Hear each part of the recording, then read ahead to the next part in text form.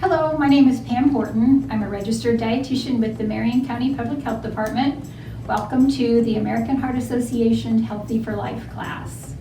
Healthy for Life is a program that's designed to empower people to make changes in their lifestyle with regard to nutrition, health, and physical activity.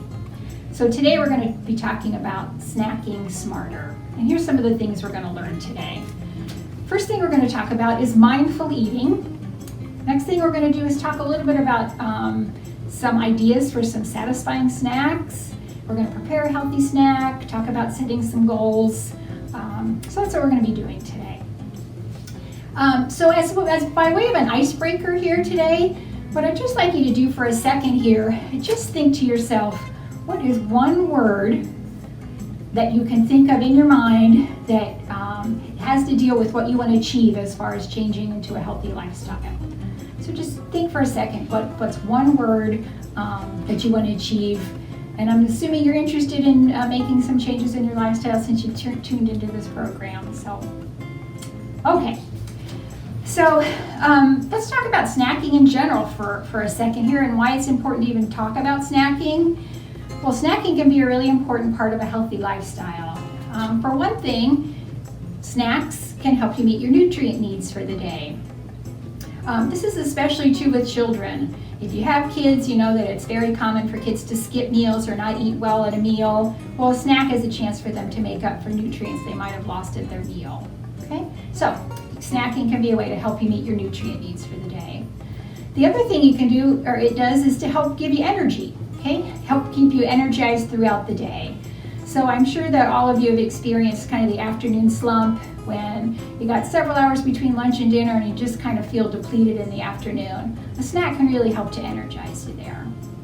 Another thing a snack can do is help you to avoid getting too hungry at mealtime. Have any of you experienced it when you go home, you're absolutely starving, and you eat way more than you probably would have if you weren't so hungry? I know that certainly happens to me. If I'm very hungry, I eat past the point of full and take in more calories than my body needs. Okay?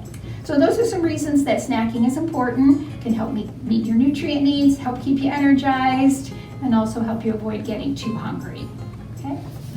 The next thing I want to talk about is mindless and mindful eating. Okay? So what do we mean by being a mindful eater?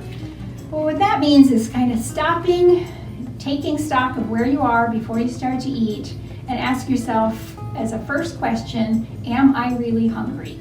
Okay? Am I really feeling the physical signs of hunger right now? Or am I bored maybe? Maybe am I thirsty? Am I stressed out? So take a deep breath before you have your snack. Am I really physically hungry? If the answer is yes, then it's time for a snack. If the answer is no, it's probably not a time to have a snack. Okay? So what does mindful eating mean? Mindful eating means just slowing down, taking a deep breath before you eat, and really slowing down, tasting your food, enjoying your food. One way you can do that is to avoid distractions.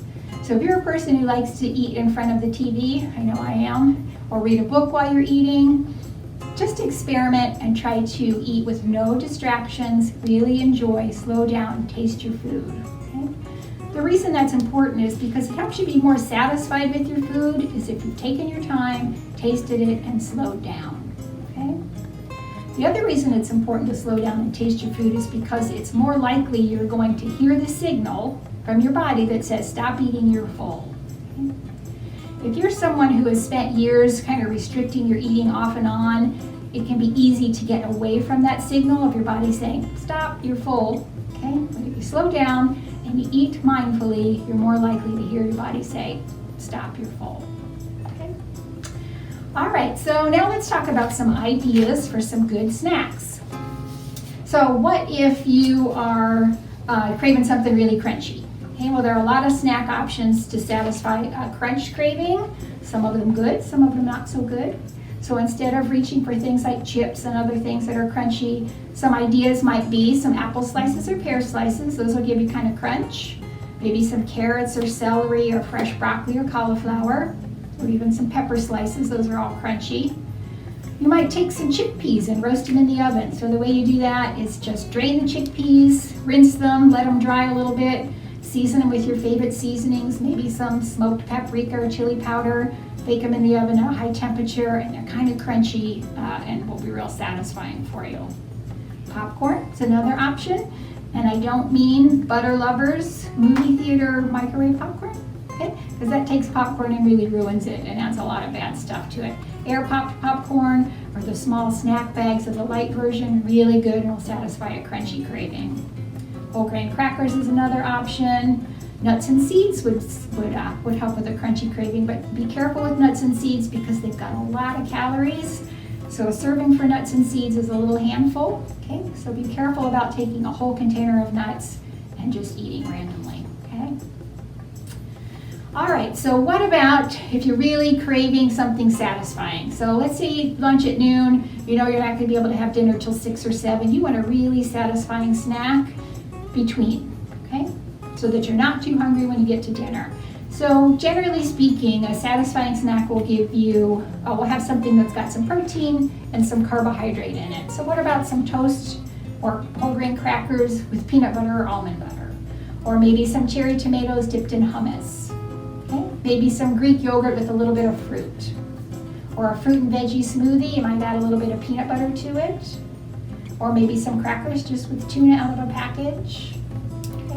Those are some ideas for something that will help you get through those long days. Good, heart-healthy kind of snack that will stick with you. So what if you're craving something really sweet? I just got to have something sweet. Well, I realize this is kind of a dietitian kind of thing to say, but fruits are a great way to curb a sweet tooth. Now, I'm not going to stand here and tell you that eating an apple is the same as eating a frosted brownie. But it can help to just take the edge off that sweet craving. And the longer you try to replace some of the less healthy sweet snacks with fruit, the more you'll get used to it, and then the more you'll see that it really does help. Okay? So canned fruit is great, dried fruit, fruit salad, frozen grapes are real refreshing in the summertime. Maybe bake an apple with a little cinnamon in the oven. Okay? So that might be a good way to curb your sweet tooth. So now let's take a second and think about what you're drinking with your snack. It's important to kind of rethink your drink. So we all know that sodas are considered sugary beverages, not the best thing to have. But keep in mind there are other sugary drinks that are not so great either.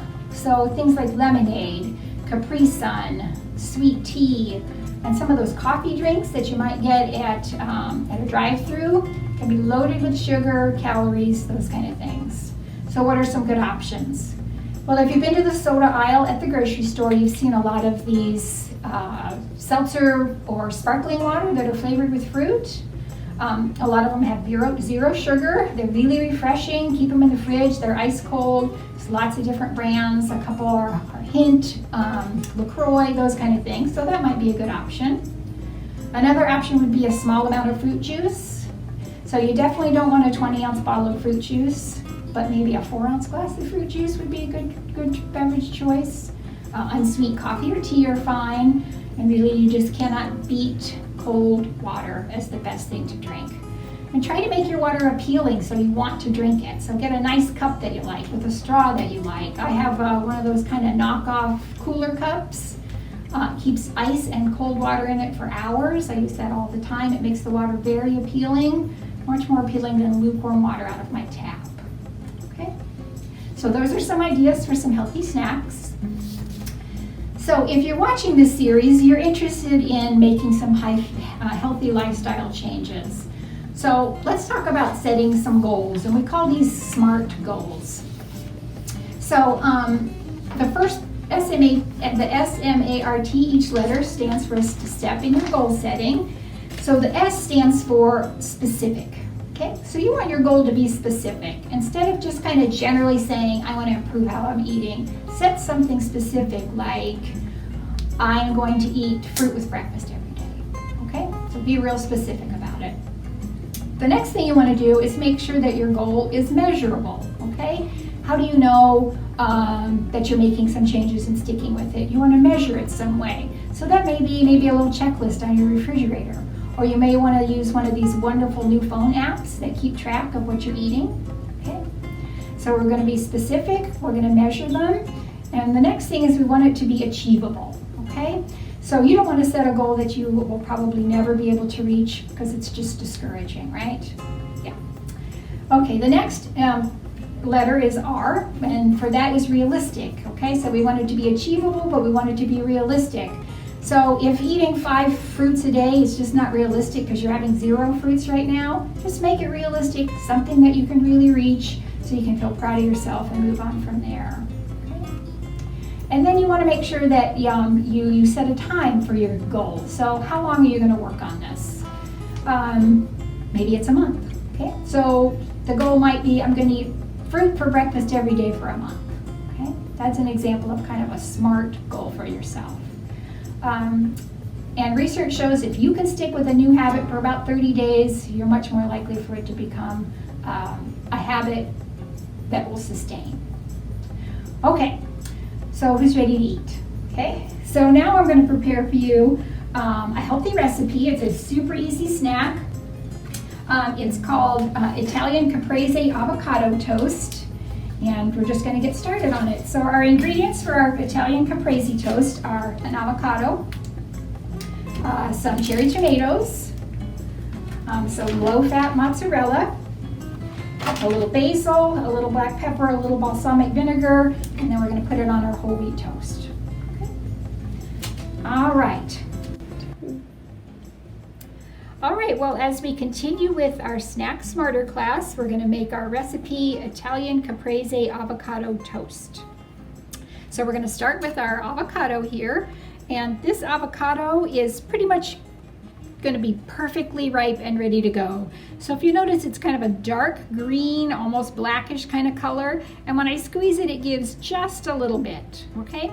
If I could squeeze it a lot more, it would be overripe. If it were dark black, it would be overripe. So I think this is just going to be perfect. Okay, so the way we're going to cut our avocado is we're just going to slice it lengthwise. It's important to wash the outside of your avocado too, because any germs or bacteria on the outside would be getting on my avocado right now. And then we're just going to twist our avocado. So yes, that looks just perfect. Nice, delicious golden flesh. Okay, and then we're just going to remove our pit. And just kind of set that to the side. So avocados in our recipe, we talked about making our making hearty recipes that'll stick with you. This is one of those. So avocados are one of the few vegetables that are rich in fats, and they're rich in a nice, heart-healthy, monounsaturated fat. They're delicious, they're creamy, they're satisfying, and they'll stick with you. So now if I wanted to use just slices of avocado, I'll show you how to do that. We're gonna mash ours, but if you wanted to slice your avocado, you can just take your knife, run it right along here like this, and then scoop it out with a spoon. You'd have nice slices. Or if you want it cubed, just go around this way. Being real careful, of course, not to cut yourself. Okay, and then you'll notice as we scoop it into the bowl, we have nice little pieces of avocado. Okay. But since we're going to mash our avocado, we're just going to scoop it out with this one. So you just take your spoon, run it around the edge, get all the nice avocado in there. Okay. So the next thing we're going to do is just start mashing up our avocado. And this one's just perfect. You notice it's nice and soft. If you've had guacamole, you've had avocado.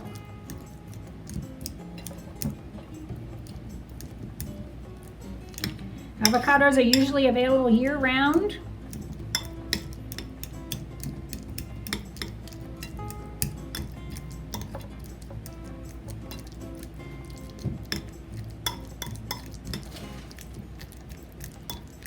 And avocado toast, which is what we're making today, has gotten a lot more popular. You may see it on a lot of restaurant menus.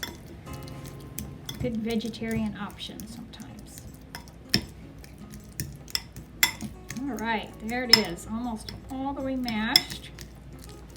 All right, now we want to season it a little bit, don't we? So we're just going to add a little bit of black pepper, and I'm using black pepper that's already ground, but of course you're more than welcome to use fresh ground black pepper, so about 1/8 of a teaspoon we're going to add here. And we're going to add some dry basil, about a teaspoon. If you have fresh basil growing in your garden, by all means use that. That would be about 1/4 cup sliced dry basil. And when you're using dry herbs, if you rub them between your fingers a little bit before you add them to your recipe, you're going to get some of that yummy oil and more flavor out of there. Okay.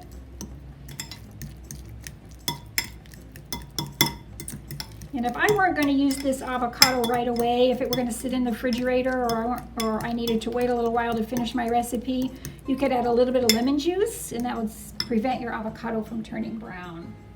Okay, so now we're just going to slice up some cherry tomatoes. So these are still kind of the winter variety of cherry tomatoes, but tomato season is right around the corner. And I know I can't wait for it. Okay, so we're just going to slice these in half. These are pretty good and red.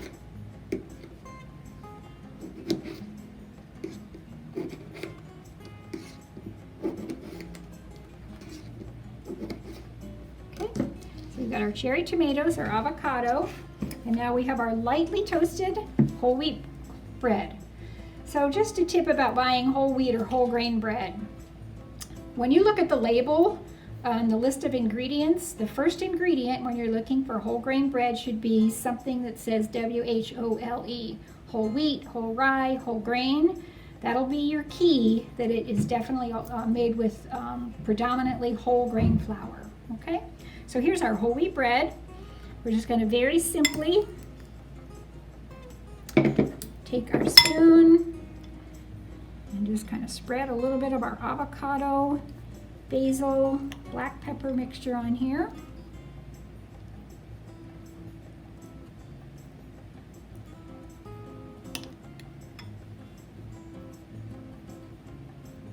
That looks pretty good. And then we're just going to add our cherry tomatoes, however you want. Doesn't have to be perfect.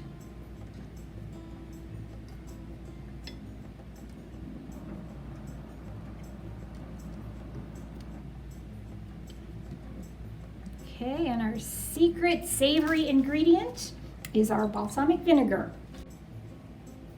So now we've added a drizzle of balsamic vinegar to our Italian Caprese Avocado Toast. And the last thing is just sprinkle it with a little bit of low-fat mozzarella. And if you like, you could set it under the broiler for a few seconds to melt the cheese, or it's ready to go just the way it is. Okay, so once again, Italian Caprese Avocado Toast as an option for a smart snack. So here we have our Italian Caprese Avocado Toast.